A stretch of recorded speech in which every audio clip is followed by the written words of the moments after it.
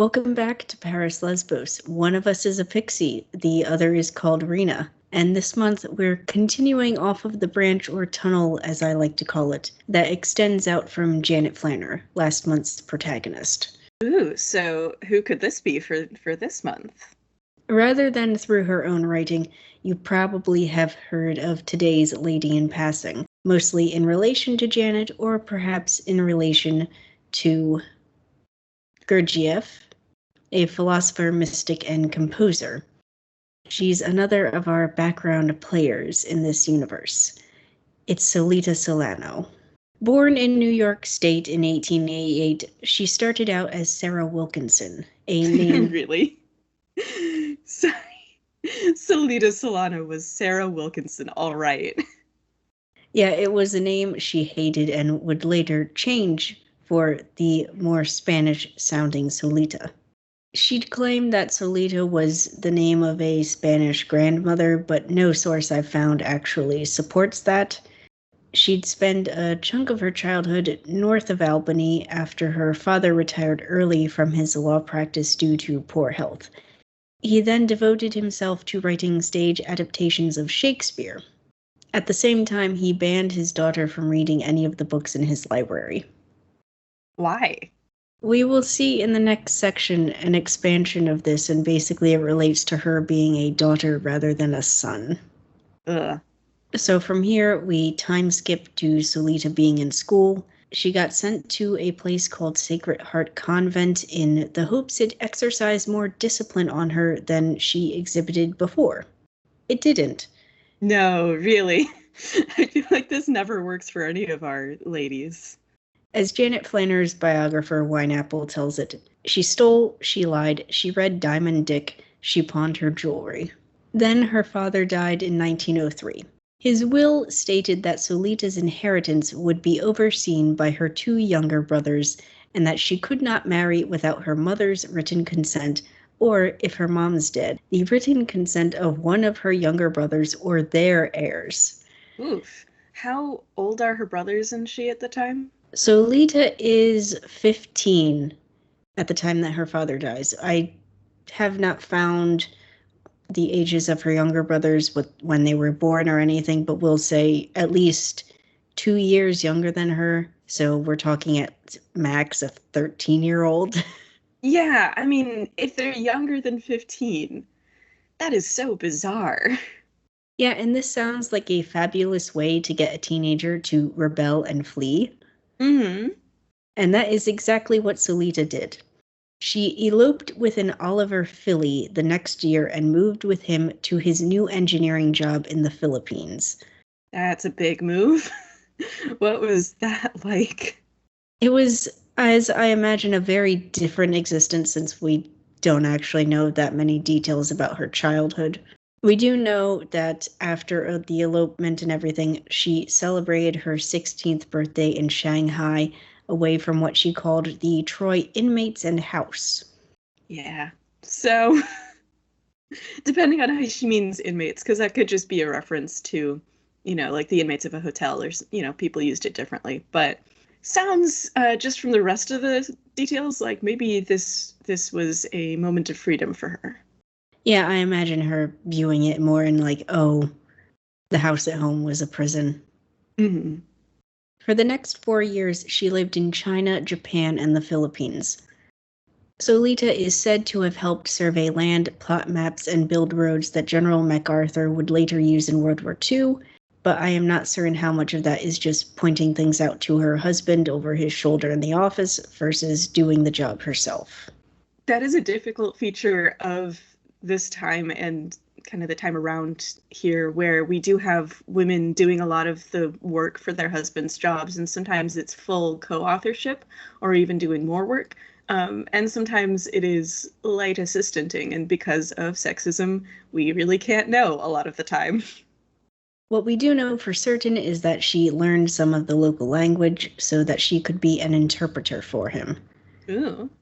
The two would rub shoulders with the colonial elite, which at one point included Teddy Roosevelt's rebellious daughter Alice, who nearly ran for vice president at the end of the 1920s. Oh, hey, didn't expect to see her there. So Solita was having a pretty good time?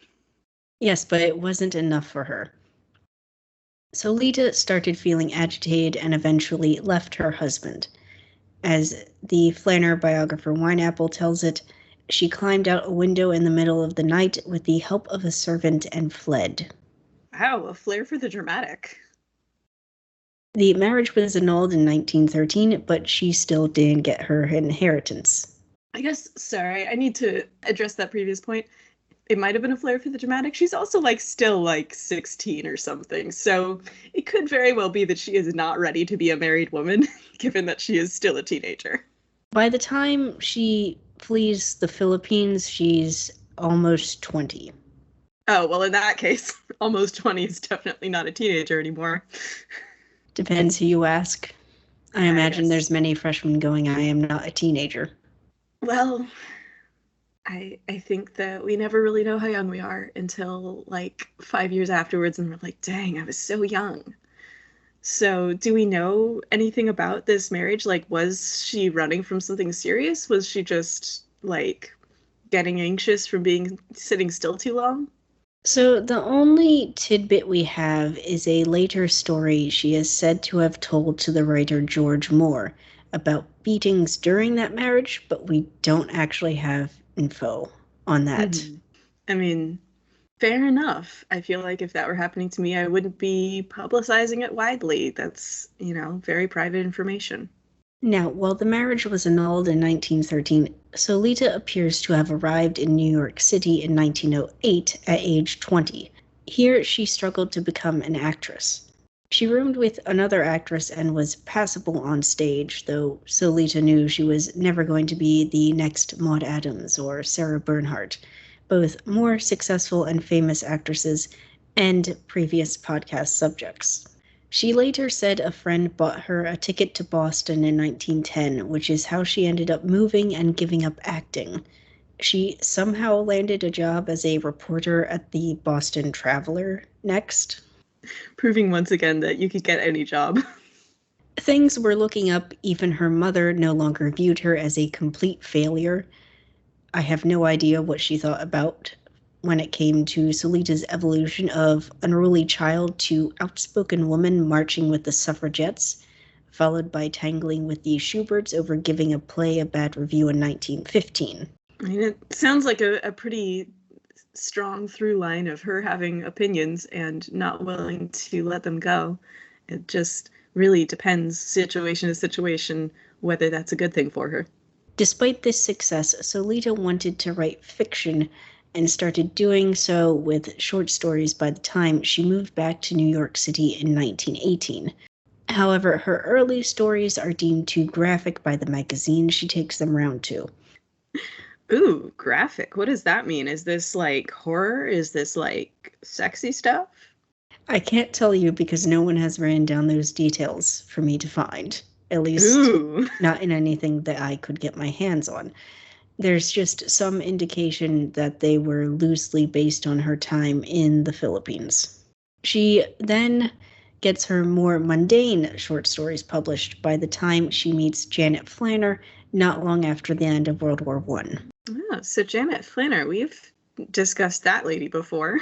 When they first met, Solita at 30 was both older and a better writer, despite just being demoted at her job for, again, criticizing a Schubert play. I love this. As I said, she's got that energy. She's not going to let go. So what draws them to each other? They shared a dislike of their middle-class backgrounds, felt lost in New York, and wanted to get out on an adventure. They did get that adventure when Solita got an offer from National Geographic to travel to Constantinople, with some stops in Greece. With a small inheritance from her father, Janet was able to tag along, though she only came at Solita's insistence. This led to another assignment in Austria before they settled into an apartment in Paris. So it sounds like they're having some fun together. So what about the writing side of things? How's that going for them? So, as I said, for a time, Solita was acknowledged as the better writer with a book published in 1923 or 1924, it sounds like. In fact, Solita was the one getting Janet access to literary circles. This changed by the time that Janet became a journalist for The New Yorker. Within a few short years, Janet was considered the better writer, and Solita was seen as more like her mistress. Wild. This view may partly have been fueled by the lackluster sales of 3 of Solita's novels by the end of the 20s. The lacklusterness may also have contributed to Solita abandoning fiction by 1930. I mean, it sounds like, if people are giving you bad reviews, that can be really demoralizing. Yeah, by this point also, she had practically been integrated into Janet's family, with both her sisters and mother liking her, visiting, and writing to her. The other big thing of the 1920s is that Gurdjieff group in Paris. And while there is an entire book on Solita being involved, her initial contact with them in 1925 was brief and unremarkable. She tagged along with her new friend, Margaret Anderson, and quickly grew bored. She also disliked the ban on women smoking at the meeting. Weird ban. Of the mystic himself, she later said, "I rejected his language, the suit he was wearing, and his table manners. I decided that I rather disliked him." Yeah, so that doesn't sound like a great beginning. And yet she kept coming back. In fact, at one point she became the group secretary. All right, so something about it was compelling to her. It is also at this time that Solita became enamored with Margaret Anderson of the Little Review publication.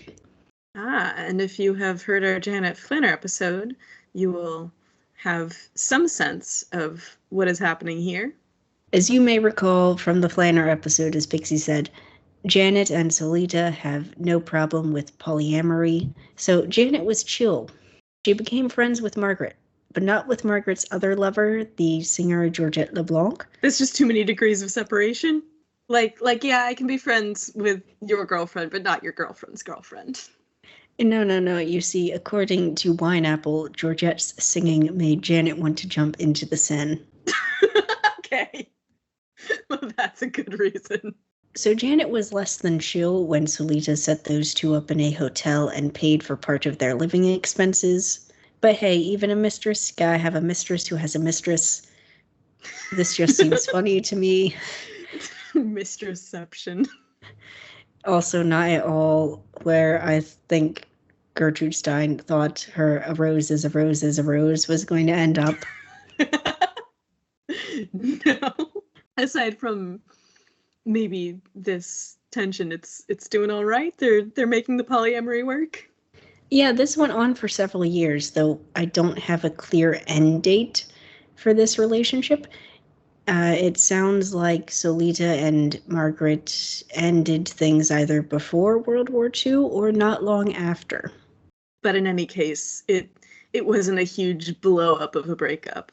No, it sounds like they stayed friends afterwards because they were both still involved in that whole rope group with the mystic. Now, speaking of girlfriends having girlfriends, not long after, in 1932, Solita's first girlfriend, Janet, got a second girlfriend, Noelle Murphy, who lived in Orgeval, to the northeast of Paris. Solita got along with Noelle and even visited her at Orgeval, but the two didn't become friends. By that point, Janet is very much entrenched as being the better-known writer and journalist, though Solita still had some work while becoming Janet's almost secretary. Gotcha, so a definite change from their earlier relationship. In the meantime, Solita did not quit that rope group around the mystic Gurdjieff. Instead, as I said previously, she became the group's secretary in 1935. Man, so she's everyone's secretary. She's not my secretary. Well, so anyway, so this weird mystic group, what's going on here? Both to give you an idea of this and also just because I find this so very strange. This man talked in an odd way, according to the notes in Patterson's book on this group. For instance, there is a passage where he tells Solita that she is a slave to functions, which is not odd in itself, as it seems reminiscent of people saying one is a slave to one's passions. But the next bit is odd. It goes, Tonight I make arise on you one flea, which bite, yes, and she has had those fleas always. Sometimes he make arise all her fleas and all bite, and she never sleep again. What? Is there a literal flea? Is this guy... It sounds like he's maybe not speaking English as a first language. Oh, it's not his first language, but also just the metaphors. Yeah, I'm like, Or is like, this an idiom that I'm missing because it comes from his native language and it's not translating, or I don't wild? know. All I know is after I read that book, I literally just looked at it and went, what did I just read? Mm-hmm. So something is weird and compelling to her, and she is being their secretary. Yes, these meetings, and Solita being sometime note-taker at them, continued through the start of World War II. When Gurdjieff died in 1949, Solita became the center of this little niche for the remaining people, though it sounds like the group really broke up by 1940. There's some uncertainty in this. Mm-hmm. Speaking of World War II, Janet and Solita both returned to the U.S. at the outbreak in 1939. They fled in September through Bordeaux with 15,000 other Americans, while Noel stayed at Orgeval. They only sailed for New York 3 weeks later in October. They settled back in New York, and Janet met her third girlfriend, Natalia Denese Murray. Right, who I seem to remember there was some tension around her.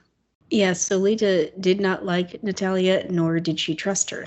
She thought the Italian woman was cold, dishonest, and possessive. So this was not the same at-ease, friendly atmosphere trio that Janet and Solita had made with Noel. And yes, there was tension as time went on, and Janet moved to sublet part of Natalia's apartment without Solita. Yeah, so they've weathered storms before. How are they doing in this one? Oh, things had definitely changed despite them ignoring that. They didn't break up, hence why Solita was still practically a part of the Flanner family, writing to Janet's sister Hildegard. Despite taking time to visit some of her own relatives in Michigan for Christmas, she did still meet Janet and Hildegard in California for the holidays, but as Solita reported of the trip, Janet fled back to a new interest 6 days later, in fact. So things are not easy. So things are kind of focusing on Janet and her relationship stuff. Does Solita have her own life during this? Yeah, she's not a background wallflower decoration. She has another girlfriend of her own, Elizabeth Jenks Clark. The two briefly moved west when Janet moved in with Natalia. Elizabeth and Solita later moved to New Jersey during the war. Solita was also doing less writing during this time.